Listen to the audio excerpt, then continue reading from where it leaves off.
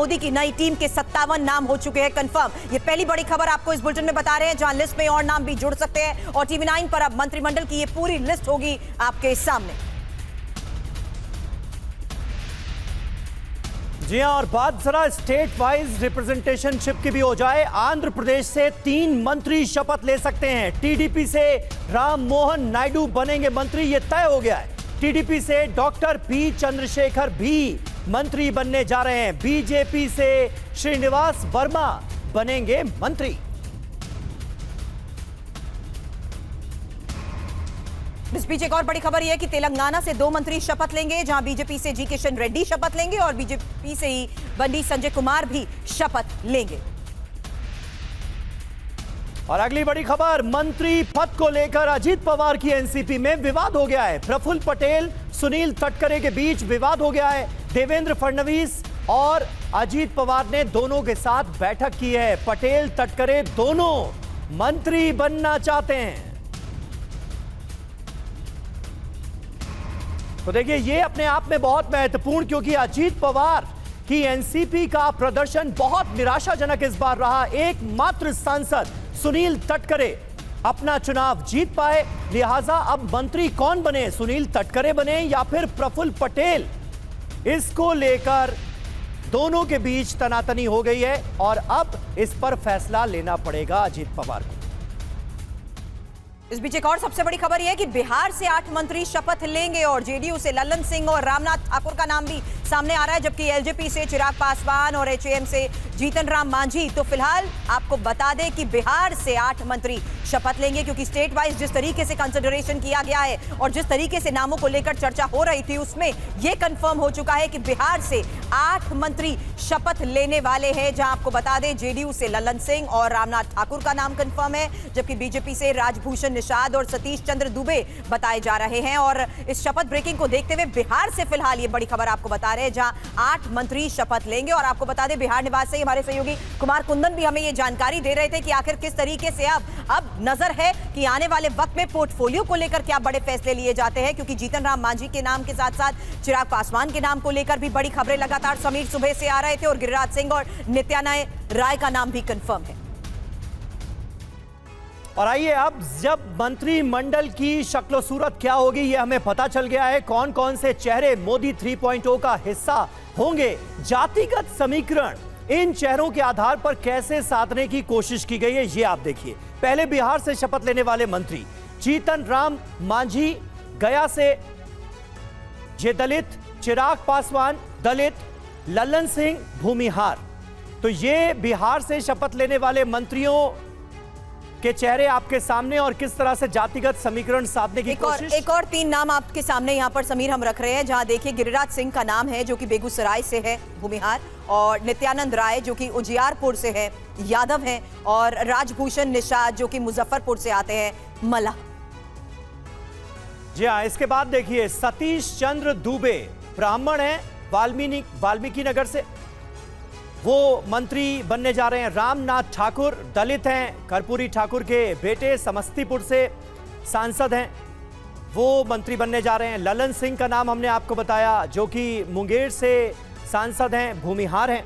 चिराग पासवान दलित, हाजीपुर से आते हैं। जीतन राम मांझी दलित। तो किस तरह के देखिए बिहार से शपथ लेने वाले मंत्रियों के चेहरे जब हम देखते हैं तो इनके तहत कैसे जातिगत समीकरणों को भी साधने की कोशिश यहां पर की गई है वो पता चलता है। अब मोदी कैबिनेट में पहली बार कौन कौन मंत्री बन रहा है, एक सूची वो भी आपके सामने रख देते हैं, क्योंकि देखिए यहां पर बीजेपी से ही शिवराज सिंह चौहान फिलहाल देखिए मोदी कैबिनेट का हिस्सा है। पहली बार शपथ मनोहर लाल खट्टर भी लेने वाले हैं और चिराग पासवान एलजेपी से, जो कि अब किस तरीके की भूमिका निभाते हुए नजर आएंगे इस पर तो नजर रहेगी। लेकिन ये 3 नाम अभी हमने शुरुआत में बताए समीर, और देखना होगा कि पोर्टफोलियो के तहत क्या जिम्मेदारी इन्हें मिलती है। बिल्कुल, और ये 3 नाम और रहे आपके सामने। पहली बार जो कि शपथ लेंगे मोदी मंत्रिमंडल में, जीतन राम मांझी, रामनाथ ठाकुर और हर्ष मल्होत्रा। इस पूरे रिप्रेजेंटेशन में स्टेट वाइज भी किस तरीके से सबको जगह दी गई है इस पर भी नजर थी, जिसमें देखिए आप फिलहाल यूपी से जयंत चौधरी, आरएलडी के जयंत चौधरी भी पहली बार शपथ लेने वाले हैं और एचडी कुमार स्वामी भी पहली बार शपथ लेंगे जेडीएस के, जबकि जेडीयू के ललन सिंह को भी देखना होगा क्या बड़ी जिम्मेदारी सौंपने को लेकर फैसला लिया जाता है। समीर बिल्कुल तमाम नए चेहरे इस बार मोदी मंत्रिमंडल का हिस्सा। जतिन प्रसाद जो कि पीलीभीत से जीत कर आए, योगी सरकार में मंत्री थे, अब मोदी सरकार में मंत्री बनने जा रहे हैं। सुकांतो मजूमदार बीजेपी से, इसके अलावा रक्षा खड़से, ये तीनों चेहरे भी पहली बार लेंगे मोदी मंत्रिमंडल में शपथ। हालांकि ये भी कंफर्म हो चुका है कि केंद्रीय मंत्री के तौर पर पहली बार शपथ लेने वाले हैं रवनीत बिट्टू, जिनके परिवार से अब से थोड़ी देर पहले कुमार विक्रांत हमारे सहयोगी ने भी बात की और उनसे भी बात की थी। हालांकि सीआर पाटिल का नाम भी कंफर्म है और साथ ही सुरेश गोपी का नाम भी कंफर्म हो चुका है, जो केंद्रीय मंत्री के तौर पर पहली बार शपथ लेने वाले हैं।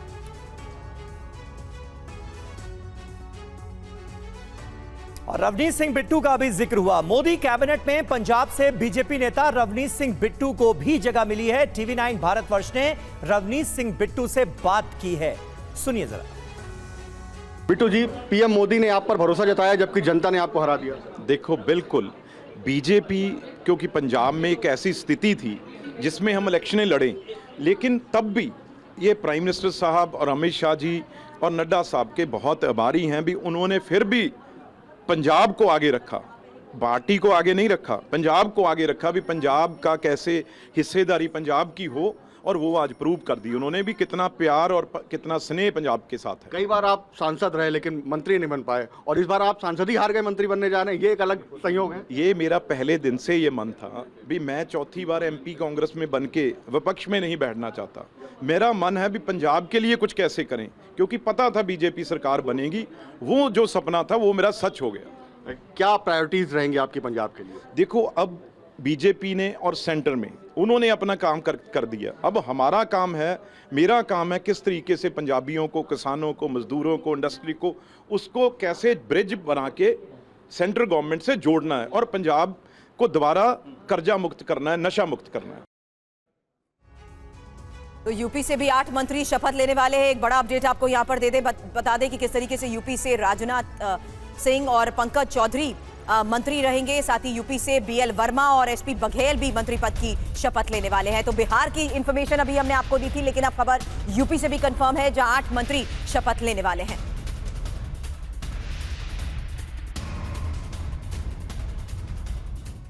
और आइए अब जरा उन चेहरों पर नजर डाल लेते हैं जो पिछली बार तो मंत्री थे लेकिन इस बार नहीं हैं, और उनमें कौन कौन से चेहरे जिनका जिक्र जरूरी है, ये देखिए आपके सामने। स्मृति ईरानी जो कि अमेठी से अपना चुनाव हार गईं, अनुराग ठाकुर हमीरपुर से जीते लेकिन फिलहाल चेहरा नजर नहीं आ रहे हैं। इसके अलावा अजय मिश्र टेनी जो कि अपना चुनाव हारे हैं। इसके अलावा देखिए कौन कौन से चेहरे जो कि मोदी 2.0 का हिस्सा थे लेकिन 3.0 में नहीं होंगे। महेंद्र नाथ पांडे चंदौली से अपनी सीट हार चुके। साध्वी निरंजन ज्योति, संजीव बालियान जो कि मुजफ्फरनगर से अपनी सीट हारे हैं। ये तमाम चेहरे अब मोदी मंत्रिमंडल का हिस्सा नहीं होंगे। इसके अलावा अर्जुन मुंडा, राजीव चंद्रशेखर और भानु प्रताप वर्मा भी मोदी 3.0 का हिस्सा नहीं होंगे। आरके सिंह, भारती पवार और निशित प्रमाणिक को भी मंत्रिमंडल में जगह नहीं दी गई है। फिलहाल राव साहेब दानवे, कैलाश चौधरी और कौशल किशोर, ये चेहरे भी नजर नहीं आएंगे। इसके अलावा वी मुरलीधरन, डॉक्टर सुभाष सरकार, ये तमाम हमने वो चेहरे आपको दिखाए जिन्हें मोदी 3.0 में फिलहाल नहीं मिला है मौका। फिलहाल गिरिराज सिंह की तरफ से अब आने वाले विजन को देखते हुए, 2047 के विकसित भारत को देखते हुए क्या कहा गया है, सुनिए।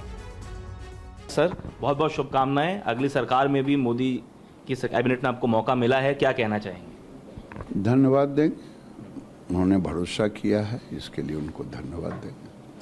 क्या रोड मैप रहेगा? 5 साल का प्रधानमंत्री कह रहे हैं हमारा रोड मैप बिल्कुल तैयार है, जैसे ही सरकार बनती है हम कामकाज पे लग जाएंगे।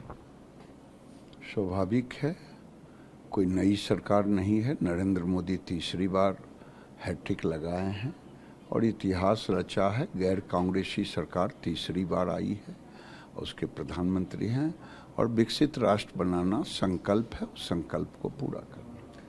राहुल गांधी ने इस बार कहा है कि इस बार संख्या क्योंकि अपोजिशन की बढ़ गई है तो हमारे जो तेवर हैं वो संसद में दिखेंगे।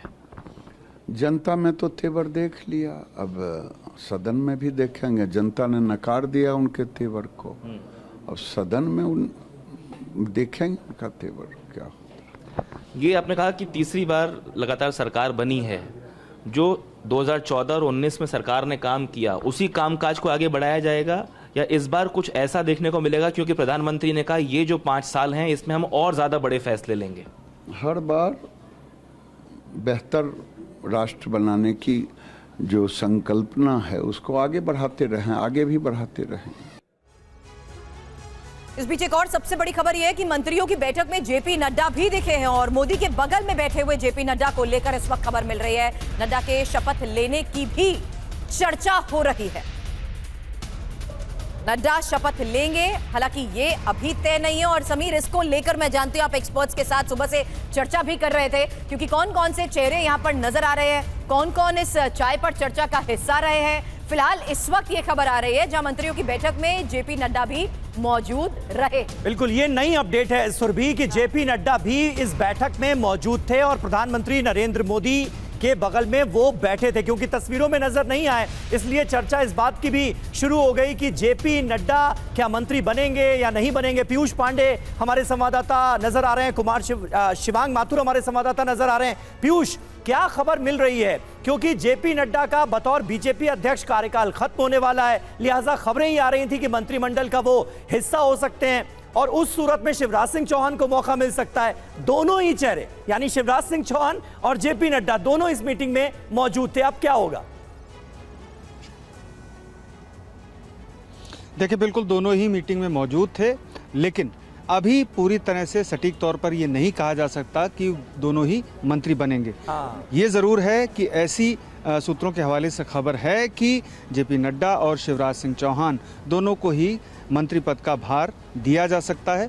और अब देखना ये होगा कि ये सूत्र कितने सटीक होते हैं और ये कयास कितने कारगर होते हैं, ये देखने वाली बात होगी जब प्रधानमंत्री नरेंद्र मोदी शपथ ले लेंगे। उसके बाद सभी अन्य मंत्रियों को शपथ दिलाई जाएगी, जिनमें केंद्रीय मंत्री और राज्य मंत्री भी शामिल होंगे। तो ऐसी स्थिति में वो सारे नाम सामने आ जाएंगे। अभी जो चाय पर चर्चा हुई है उसमें वो नाम सामने आए हैं। ये संभावना भी बनती है कि किसी संबंध में या किसी वजह से उनको उस बैठक में शामिल किया गया हो, और या फिर इस बैठक में उनको उसी वजह से बुलाया गया है जिसकी वजह से सभी अन्य को बुलाया गया है, यानी कि मंत्री पद का भार देने के लिए। तो अभी अपुष्ट खबरें हैं और जब इनकी पुष्टि हो जाएगी तब मैं आपसे बिल्कुल सीधे तौर पर कहूंगा कि जेपी नड्डा और शिवराज सिंह चौहान को भी मंत्री पद का भार दिया जा रहा है। जी समीर। ठीक है, चलिए बिल्कुल पीयूष बने रहिएगा आप हमारे साथ। और देखिए, जेपी नड्डा को लेकर, शिवराज सिंह चौहान को लेकर तमाम तरह के कयास लगाए जा रहे हैं। फिलहाल तो उम्मीद यही की जा रही है कि दोनों मंत्रिमंडल में शामिल होंगे, मंत्रिमंडल का हिस्सा होंगे। लेकिन उस सूरत हाल में भारतीय जनता पार्टी का अध्यक्ष कौन होगा, तमाम ऐसे सवाल हैं जो अभी अनुत्तरित हैं। और सबसे बड़ा सवाल तो ये कि किसको कौन सा पोर्टफोलियो मिलने वाला है वो भी नहीं पता। इस बीच जो बड़ी खबरें आ रही हैं सामने, क्योंकि हमारे संवाददाता भी लगातार सबके संपर्क में हैं, आने वाले विजन को लेकर भी बात कर रहे हैं। पीएम आवास में हुई बैठक के बाद मनोहर लाल खट्टर और चिराग पासवान की तरफ से क्या कहा गया, सुनिए। प्रधानमंत्री जी के मार्गदर्शन में पिछले 10 सालों से ये देश विकास की राह पर तीव्र गति से आगे बढ़ रहा है। खास तौर पर हम जैसे युवा सांसदों को उनके अनुभव से सीखने की बहुत ज़रूरत है। उन्हीं का अनुभव का आज लाभ लेने हम लोग वहाँ गए थे। प्रधानमंत्री जी ने कई ऐसी बातें हैं जो हम लोगों को बताई, जो हम लोग के लिए सीखनी भी ज़रूरी हैं। आज बहुत इनफॉर्मल बातचीत प्रधानमंत्री जी के साथ बैठकर हुई। 100 दिन के एजेंडे की बात की गई, योजनाओं को लेकर ये आने वाले दिनों में सारी बातें सामने आएंगी। प्रधानमंत्री जी हमेशा करते हैं कि अपने काउंसिल ऑफ मिनिस्टर्स के गठन से पहले वो चाय पर बुलाते हैं, उन्हीं को बुलाते हैं जिनको अपने काउंसिल ऑफ मिनिस्टर्स में इंडक्ट करना होता है। सामान्य सूचनाएं थी, कोई बड़ा विषय नहीं था, चाय पी है और सायकाल समय पर सब लोग पहुंचे। इतनी एक सूचना है, कुछ फॉर्मेलिटीज़ पूरी करनी होती है, वो फॉर्मेलिटीज़ पूरी की हैं। बाकी की जानकारियाँ उन्होंने ये जरूर कहा है कि अभी 24 घंटे इसके बाद भी यहीं रुकना है, ताकि और भी कोई मीटिंग होगी, कुछ होगा तो वो करेंगे। और देखिए, नॉर्थ गोवा से लगातार छठी बार सांसद चुने गए हैं श्रीपद नाइक। उनसे बात की है हमारे संवाददाता रजनीश रंजन ने। एक बार फिर मोदी 3.0 का वो भी चेहरा बनने जा रहे हैं। क्या कहा उन्होंने, सुनिए। नरेंद्र मोदी सरकार में लगातार तीसरी बार आज शपथ लेने जा रहे हैं गोवा से सांसद श्रीपद नायक। श्रीपद नायक जी पहले स्वास्थ्य राज्य मंत्री भी रहे, आयुष राज्य मंत्री भी रहे। सर, आपको बहुत बहुत बधाई, बहुत सारी शुभकामनाएं। तीसरी बार आप शपथ ले रहे हैं, क्या कहना चाहेंगे? बहुत खुशी की बात है। गोवा यदि छोटा राज्य है, लेकिन माननीय मोदी जी ने हर बार अपने कैबिनेट में हमें मौका दिया, गोवा को मौका दिया। मैं उनका आभारी हूँ और गोवा के लोगों का आभारी हूँ। मेरा ये 6th टर्म है कंटिन्यूसली। उन्होंने गोवा के लोगों ने, नॉर्थ गोवा के लोगों ने मुझे जीत के यहाँ भेजा, उनका भी मैं आभार व्यक्त करता हूँ। और फिर एक बार भारत माता का, देश की सेवा करने का मौका मुझे आज मिला है, ये सबसे बड़ी बात है। आज प्रधानमंत्री जी ने चाय पर भी आप लोगों को बुलाया था, लगभग पूरा काउंसिल ऑफ मिनिस्टर वहां पर था।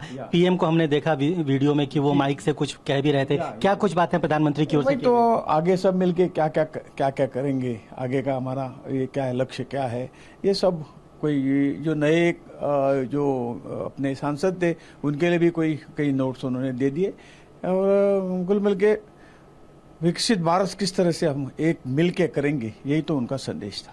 100 दिन के एजेंडे पे भी प्रधानमंत्री का बहुत ज्यादा फोकस था। चुनाव प्रचार के दौरान भी वो कह रहे थे। आज भी कुछ बात हुई? आज भी इसके ऊपर कुछ बात नहीं हुई, खाली ये तो आगे उसकी बात होगी डिटेल में। आज वक्त भी थोड़ा कम था और जो प्राइमरी कुछ ये था इन्फॉर्मेशन है, उन्होंने दे दिया। सर, आप लगातार मंत्री रहे हैं, अटल जी की सरकार में भी आप राज्य मंत्री थे और दोनों पूर्ववर्ती सरकारों में भी आप मंत्री थे।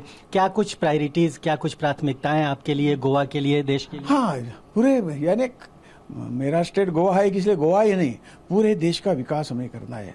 और ये हमारा लक्ष्य है 2047 तक भारत एक विकसित राष्ट्र करना है। यही लक्ष्य लेके, यही एजेंडा लेके हम आगे चलते हैं। आपने देखा है गए 10 सालों से जिस तरह से मोदी जी के नेतृत्व में जो विकास इस देश का हुआ है, आज देश को एक पूरे दुनिया में सम्मान मिल रहा है। इसके साथ साथ विकास भी अच्छी तरह हो रहा है, ये आपने देखा हुआ है, वही आगे लेके जा। इस बार सर विपक्ष भी थोड़ा सा मजबूत हुआ है, तो वो कोई चुनौती संसद में दिखेगी विपक्ष की मजबूती? ऐसी नहीं, हमारा रास्ता तो सीधा है, साफ है। और जितना विपक्ष मजबूत रहता है उतना काम हम और जोर से करेंगे। बस बहुत बहुत शुक्रिया। तो ये श्रीपद नायक साहब TV9 भारतवर्ष के साथ इन्होंने खास बातचीत की और आज शाम को ये लगातार तीसरी बार नरेंद्र मोदी सरकार में शपथ लेने जा रहे हैं। कैमरामैन मुनीश भल्ला के साथ रजनीश रंजन, TV9 भारतवर्ष, दिल्ली। मोदी 3.0 के संभावित मंत्रियों की लिस्ट में गजेंद्र सिंह शेखावत का भी नाम है। उनसे हमारे संवाददाता शिवांग माथुर ने खास बातचीत की, क्या कहा सुनिए। माननीय प्रधानमंत्री जी ने लगातार तीसरी बार देश की सरकार में, उनकी टीम में काम करने का जो सौभाग्यपूर्ण अवसर दिया है, मैं हृदयपूर्वक सभी मतदाताओं का, सभी कार्यकर्ताओं का, नेतृत्व का अभिनंदन करता हूं, आभार ज्ञापित करता हूं। मेरे जैसे साधारण कार्यकर्ता को निरंतर 3 बार लोकसभा में आने का और सरकार में काम करने का जो सौभाग्यपूर्ण अवसर मिला है, वो सभी के आशीर्वाद से, शुभकामनाओं से मिला है, जोधपुर के कार्यकर्ताओं के परिश्रम से मिला है।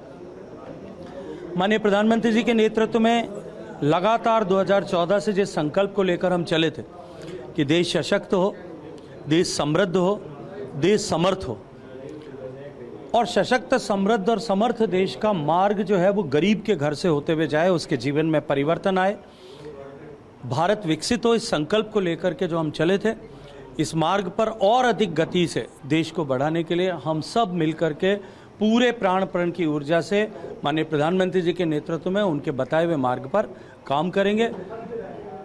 प्रत्येक क्षण जीवन का इस देश को विकसित करने के लिए समर्पित था, है और रहेगा।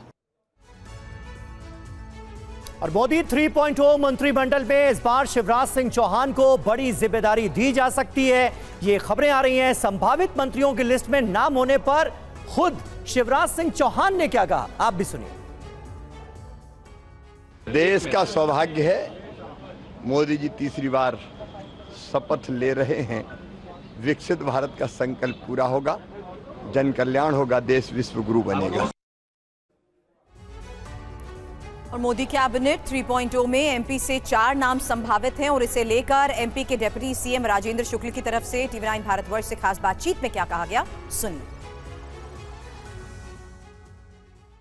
मध्य प्रदेश के उप मुख्यमंत्री राजेंद्र शुक्ला इस वक्त हमारे साथ हैं। राजेंद्र जी, तीसरी बार शपथ ग्रहण की पूरी तैयारी हो चुकी है, राष्ट्रपति भवन सज चुका है, कितना बड़ा मौका है। और दूसरी बात, जितने भी जो मोदी 3.0 में जिन्हें जगह मिलेगी, उन सभी सांसदों को अभी प्रधानमंत्री ने बुलाया था चर्चा की। कैसे देखते हैं आप? नहीं, बहुत ही खुशी की बात है, बहुत अपेक्षित था।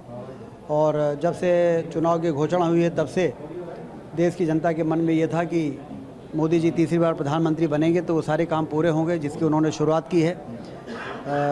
एक क्रांतिकारी पहल उनके 10 वर्षों के शासन में देश को सुधारने के लिए, देश को आर्थिक रूप से मजबूत बनाने के लिए हुए हैं। 11वें नंबर से हमारी अर्थव्यवस्था 5वें नंबर पर पहुंची है। मोदी जी तीसरी बार प्रधानमंत्री बनेंगे तो तीसरे नंबर पर पहुंचेगी और 2047 तक नंबर 1 के स्थान पर पहुंचेगी। तो ये वर्षों पुराना सपना जो हमारे देश के लोगों का रहा है, मोदी जी के नेतृत्व में पूरा हो रहा है। और इसलिए जब वो तीसरी बार शपथ लेने जा रहे हैं तो पूरे देश में खुशी की लहर है। और देखिए, शिवांग माथुर हमारे संवाददाता भी हमारे साथ जुड़े हुए हैं। शिवांग, आप क्या अपडेट दे सकते हैं TV9 भारतवर्ष के तमाम दर्शकों को? मोदी 3.0 मंत्रिमंडल की शक्लो सूरत कैसी होगी, कौन कौन से चेहरे शामिल होने जा रहे हैं इसमें, वो हम लगातार बता रहे हैं। साथ ही साथ कुछ चेहरों पर मायूसी भी होगी क्योंकि वो मोदी 2.0 का हिस्सा थे, लेकिन 3.0 में फिलहाल उनका नाम कहीं नजर नहीं आ रहा है। देखिए, निश्चित तौर पे जब से प्रधानमंत्री के आवास की बैठक खत्म हुई है, ये चर्चा जोरों पे है, खासतौर पे राजनीतिक गलियारों में, कि कौन कौन से ऐसे व्यक्ति हैं जिनको बड़े पद मिलने वाले हैं, और कुछ लोगों के नाम कटे भी हैं। हम इस वक्त गजेंद्र सिंह शेखावत, जो केंद्रीय जल शक्ति मंत्री हैं, उनके आवास पर हैं, और आप देखें कि जो कार्यकर्ता हैं वो लगातार उनको बधाई देने के लिए पहुंच रहे हैं, उनसे मिलने के लिए पहुंच रहे हैं। और लगातार तीसरी बार लोकसभा जोधपुर से वो चुन के आए हैं, और यहाँ पे उनके चेहरे पर भी जो है वो खुशी देखी जा सकती है। कुछ देर पहले उन्होंने हमसे बात भी की थी, और यहाँ पे जो कार्यकर्ता हैं, न केवल राजस्थान से बल्कि देश भर से उनको यहाँ पे बधाई देने के लिए उनका जो तांता है वो यहाँ पे लगा हुआ है। तो कुल मिला के अब सर, हम लोग लाइव हैं, अगर आप 2 शब्द कुछ कहना चाहें। बहुत सारी बधाई सबको। ठीक है, तो बहुत खुशी है यहाँ पे केंद्रीय मंत्री गजेंद्र सिंह शेखावत के यहाँ पे। इसके अलावा बहुत सारे ऐसे नाम हैं जिनको बुलाया गया। अब उनको किस तरह के पोर्टफोलियोज दिए जाएंगे वो हमको शाम तक पता चलेगा, जब शपथ ग्रहण का समय होगा। उसके बाद कौन कौन लोग शपथ लेते हैं, कौन कौन नहीं लेते, एक और बड़ा वो अपडेट हमको दे देखना देते हैं। होगा। हालांकि यहाँ पर बता दें, महाराष्ट्र से ये बड़ी खबर है, जहां महाराष्ट्र से ही 6 मंत्री शपथ लेंगे और महाराष्ट्र से गडकरी और पीयूष गोयल मंत्री होंगे। साथ ही महाराष्ट्र से मुरलीधर और रक्षा खडसे भी मंत्री होंगे। साथ ही शिवसेना शिंदे से प्रताप राव जाधव का नाम मंत्री के तौर पर सामने आ चुका है, जबकि आरपीआई प्रमुख रामदास अठावले भी फिर मंत्री बनेंगे।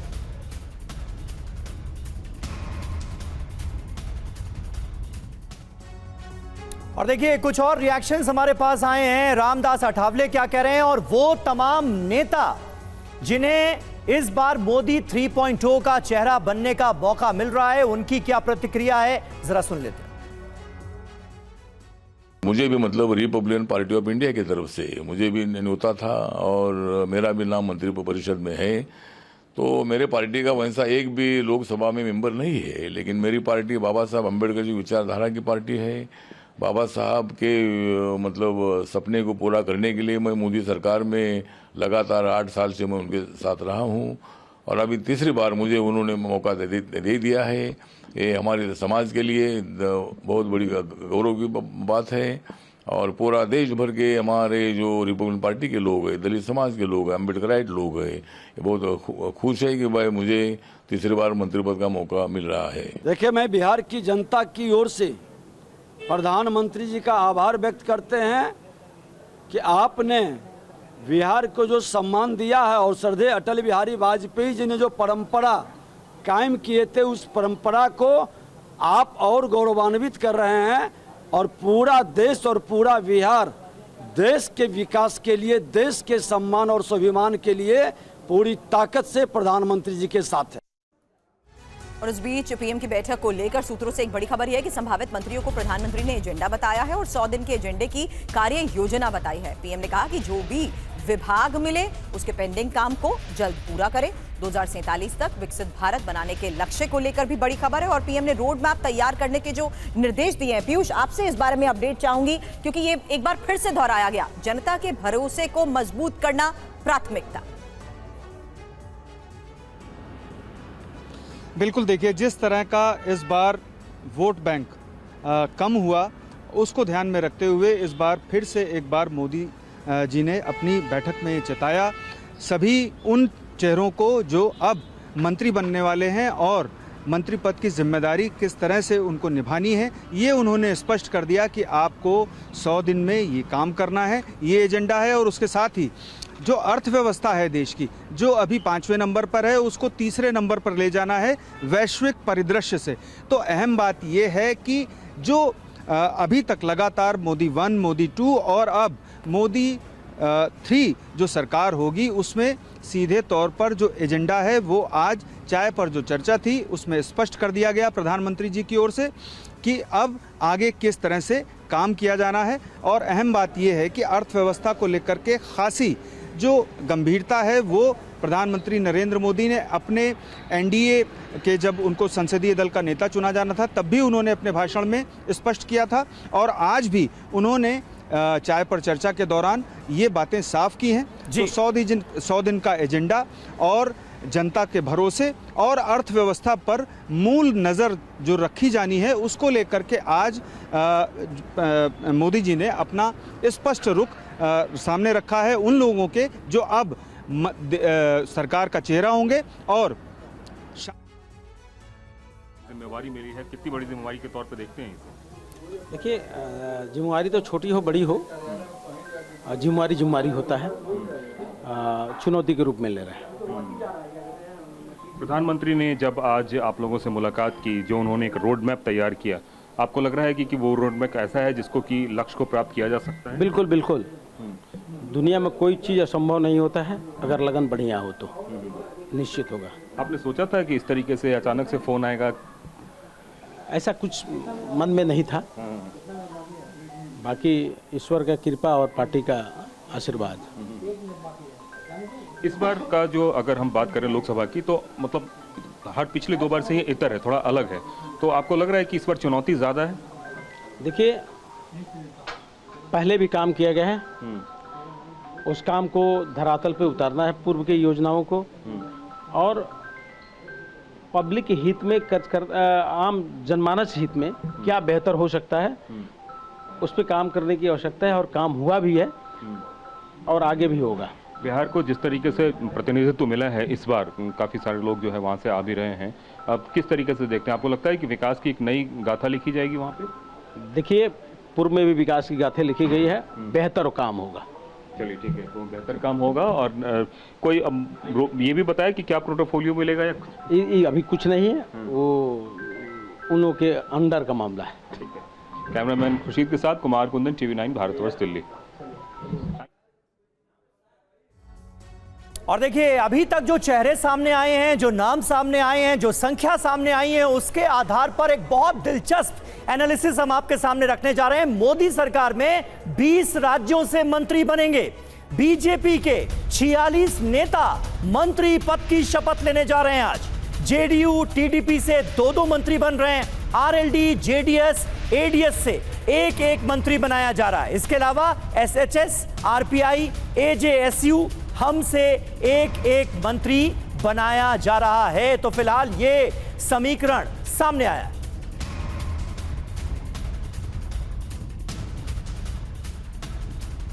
अब ये जो समीकरण समीर आपने बोला है, नए मंत्री अब कौन कौन हैं जो बड़ी जिम्मेदारी निभाने वाले हैं मोदी कैबिनेट में, उसको लेकर एक इंफॉर्मेशन अब आपके सामने रख देते हैं। क्योंकि अनुभव के साथ साथ इन नए मंत्रियों को जिस तरीके से यहां जगह मिल रही है, उसमें मध्य प्रदेश की विदिशा से आते हैं शिवराज सिंह चौहान, जो देखेंगे कि किस तरीके से एक बड़ी भूमिका निभाने वाले हैं। और इस बीच आपको बता दें, मनोहर लाल खट्टर जो कि हरियाणा के करनाल से आते हैं, उनको भी यहां पर एक बड़ी जिम्मेदारी मिलने वाली है। और साथ ही इन नए चेहरों में जो नए मंत्री मोदी कैबिनेट में शामिल होने वाले हैं, उसकी सूची भी, ये फहरिस्त भी बहुत लंबी है। लेकिन इस बीच मोहन यादव की तरफ से फिलहाल क्या कहा जा रहा है, आइए सुनते हैं।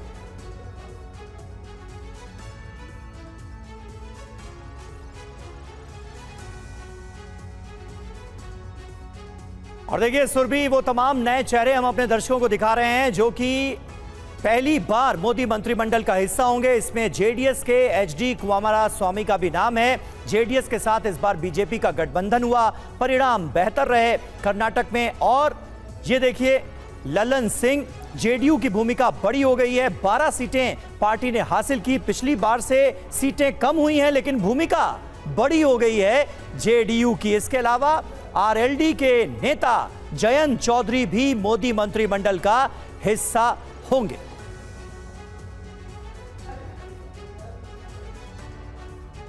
इस बीच एक और सबसे बड़ी खबर यह है कि केरल से एकमात्र बीजेपी सांसद मंत्री बनेंगे और केरल से सुरेश गोपी मंत्री पद की शपथ लेंगे।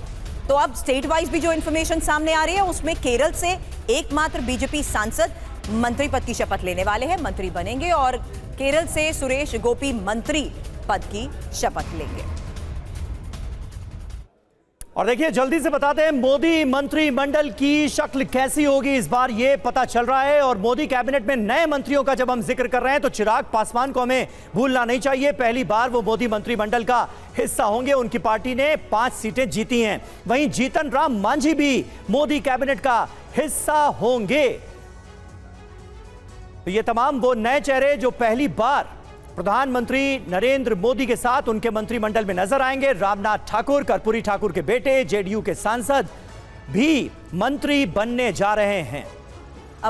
और मोहन यादव मध्य प्रदेश के सीएम क्या कह रहे हैं, सुनते हैं। की तीसरी बार की शपथ बाबा महाकाल का विशेष आशीर्वाद है और एक लोकतंत्र के लिए एक नया दिन की शुरुआत होगी, एक नया इतिहास बनेगा। मैं उनके तीसरे यशस्वी कार्यकाल की शुभकामना देता हूँ, बधाई देता हूँ। और मैं अपने साथ हमारे इस लोकसभा चुनाव में 230 विधानसभा में सबसे ज़्यादा वोटों से जिस विधानसभा से जीते हमारे माननीय विधायक श्री मधु वर्मा जी को भी लेकर के आया हूँ, जिनने 1,86,000 का रिकॉर्ड बनाया है उनकी अपनी विधानसभा से। हर संभाग से एक एक आदमी को हमने लिया। वैसे तो सभी विधायक आए हैं, लेकिन ये माननीय मोदी जी के लिए विशेष ऑनर है कि हमारे अपने संभागों के अंदर जिनकी हाईएस्ट लीड है उनको हम साथ ले जा रहे हैं। सर, 2 लोग जो है कैबिनेट में शामिल हो रहे हैं, शिवराज सिंह चौहान और ज्योतिरादित्य सिंधिया जी मध्य प्रदेश से, क्या कहेंगे सर? अब मेरे को तो कुछ कहना नहीं, लेकिन आप मोदी जी को जानते नहीं हो, मैं तो जानता हूँ। जो शपथ ले ले तब मैं मानूँ। अच्छा, थैंक यू। इस बीच एक और बड़ी खबर आपको बता दें, मध्य प्रदेश को लेकर तो फिलहाल 2 नाम थे, लेकिन अब पंजाब को लेकर भी ये कंफर्म है कि 2 मंत्री यहां पर आपको बता दें, हरदीप पुरी और रवनीत बिट्टू शपथ लेंगे। अब देखना यही होगा कि आखिर पोर्टफोलियो के तहत क्या बड़ी जिम्मेदारी दी जाती है, क्योंकि रवनीत बिट्टू अब जिस तरीके से ये नया नाम और नया चेहरा मोदी कैबिनेट में है, मोदी 3.0 में है, किस तरीके की इनको जिम्मेदारी मिलने वाली है, इस बारे में हमारे सहयोगी ने भी उनसे बातचीत की थी। और ये दिलचस्प था क्योंकि पंजाब से जो 2 नेता मंत्री पद की शपथ ले रहे हैं उसमें जाहिर सी बात है हरदीप पुरी, जिस तरीके से अभी तक भी उनका एक बड़ा कंट्रीब्यूशन रहा है, इस बात का समीर आमोद भी जिक्र कर रहे हैं कि अनुभव पर भी जोर दिया गया है। और पीयूष, एक सवाल यही चाहूंगी, अनुभव पर भी जिस तरीके से जोर दिया गया है, वहीं नए चेहरों को भी क्या जिम्मेदारी दी जाती है, ये बस देखना बाकी है। बिल्कुल, देखिए संतुलन कायम करने की कोशिश की गई है। रहा सवाल कि अनुभव और युवा शक्ति का एक मिश्रण आपको देखने को मिलेगा पूरे मंत्रिमंडल में। अगर आप गौर करेंगे तो पुराने जो नेता हैं, पिछली सरकार में जो मंत्री रहे हैं, वो भी इसमें शामिल किए गए हैं और नए चेहरे भी शामिल किए गए हैं। ख़ास तौर पर यह भी देखा गया है कि कौन से घटक दल से कितने सीटें दी जाएं या कितने मंत्री पद दिए जाएं। ख़ास तौर पर एक कैबिनेट मंत्री, एक राज्य मंत्री, एक कैबिनेट मंत्री और एक राज्य मंत्री टीडीपी और दूसरी तरफ जेडीयू को। और उसी तरह संख्या बल के आधार पर घटक दलों से भी नए चेहरे लिए गए हैं। और इसके अलावा जो जिन पर विश्वास जताया है हमने मोदी जी ने, का जिक्र किया, उनका केस अपने आप में और भी ज्यादा दिलचस्प है। 3 बार कांग्रेस पार्टी से वो सांसद बने, अपनी सीट जीते। इस बार लुधियाना से बीजेपी के टिकट पर चुनाव लड़े, बीजेपी में शामिल होने के बाद अपनी सीट हार गए और अब केंद्र में मंत्री बनने जा रहे हैं। तो उनका जो मामला है वो अपने आप में बहुत दिलचस्प है और उनको भी उम्मीद नहीं थी कि उनके पास फोन आएगा। बहरहाल मोदी 3.0 मंत्रिमंडल में शिवसेना शिंदे कोटे से प्रताप राव जाधव के मंत्री बनाए जाने पर उन्होंने क्या कहा, आप भी सुनिए। मंत्रिमंडल का शपथ विधि होने जा रहा है, उसमें एनडीए सरकार में एनडीए के नेता, हमारे शिवसेना के मुख्य नेता और आदरणीय मुख्यमंत्री एकनाथ शिंदे साहब ने मुझे वहाँ पे मौका दिया। उनका मैं तहे दिल से आभार व्यक्त करता हूँ और उन्हें धन्यवाद भी देता हूँ। और मंत्रिमंडल में नाम आने से एक समाधान और एक तरह से जो खुशी बोलते हैं वो खुशी यहाँ पर हो रही है।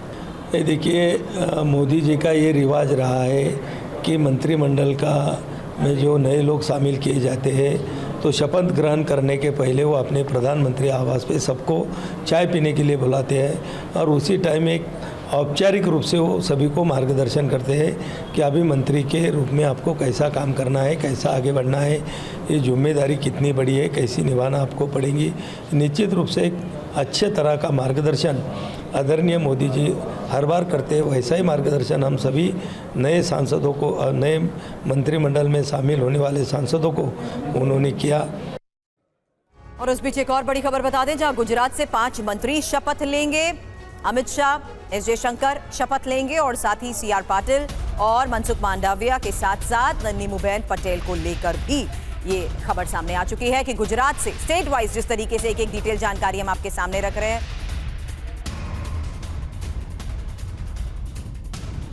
और इस फहरिस्त में अजय टम्टा का नाम भी शामिल है। अजय टम्टा से बात की हमारे संवाददाता रजनीश ने, सुनिए। लेंगे आप 2014 में भी मोदी सरकार में मंत्री थे, इस बार फिर आपको मौका मिल रहा है, क्या कहना चाहेंगे?